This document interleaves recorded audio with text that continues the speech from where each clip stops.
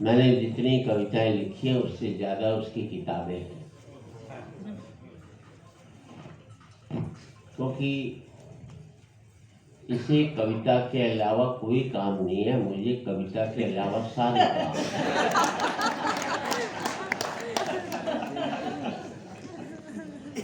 मैं ये नहीं सोचता, मैं ये सोचता हूँ आंसुओं पर कविता लिखी जाए, क्या किसी के आंसू पहुँचे जाए।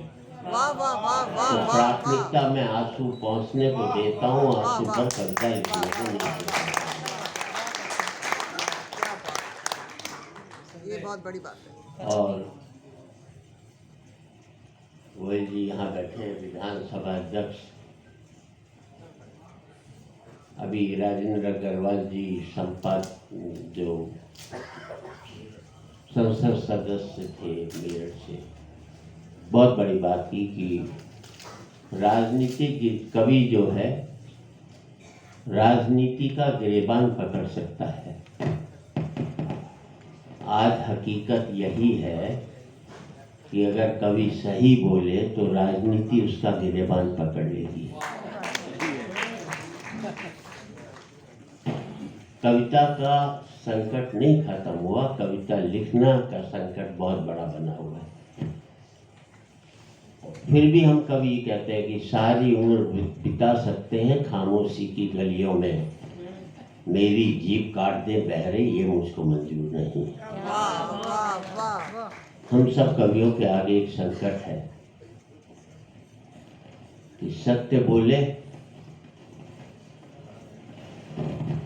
कि जान बचाए। तो हम जान बचाने को अब ज्यादा महत्वपूर्ण समझने लग गए, क्योंकि सत्य बर्दाश्त नहीं कर पाते लोग। वो वक्त आए कि जबकि राजनीति सत्य को बर्दाश्त करने लगे। हम कवियों को बच कर के लिखना पड़ता है ताकि हम बच सकें। एक कटु सत्य है जीवन में, और व्यंग के साथ तो सबसे बड़ी दिक्कत ये है कि वो आरती नहीं उतार सकता, चापलूसी नहीं कर सकता। अगर व्यंग और कविता चापलूसी करने लग जाएगी तो मेरा मानना है कि चाहे मंच की कविता हो चाहे साहित्य की कविता हो, कविता के नाम पर एक धब्बा होगी, बड़ा दिक्कत पैदा हो जाती है। क्योंकि आज आप सबके बीच में प्रवीण शुक्ला ने के 50वें जन्मदिवस पर और 70 कवि सम्मेलन प्रवीण पर्व पर हो गए, इसकी बधाई देना चाहता हूं। मेरे 75वें जन्मदिवस पर 5 नहीं हुए। मैंने लाख कोशिश कर ली, भाई कर लो, एक तो कर ले कोई, पर ना हाँ भरी ना किए। और दिक्कत ये, मैंने डिक्लेयर भी कर दिए इतने होने वाले हैं,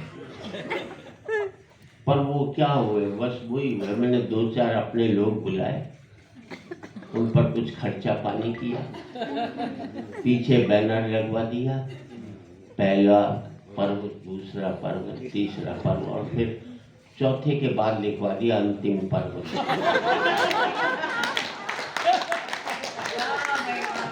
क्योंकि मैंने कहा अगर ये नहीं लिखवाऊंगा तो जिन कवियों को बुलाएंगे वही मेरा अंत नहीं कर देगा।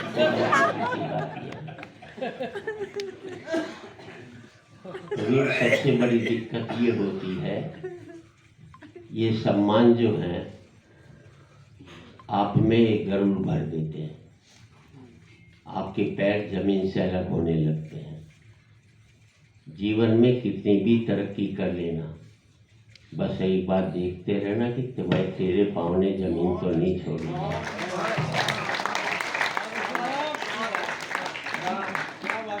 जितनी भी सम्मान होते जाएं, पद को पैरों में रखना चाहिए, क्यों? पद का मतलब ही पैर होता है।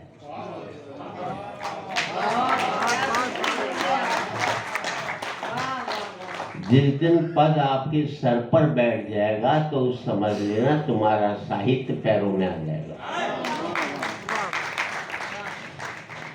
एक बड़ी दुधारू तय है। बड़ा अच्छा एक वाक्या था। मैं एयर इंडिया में जा रहा था।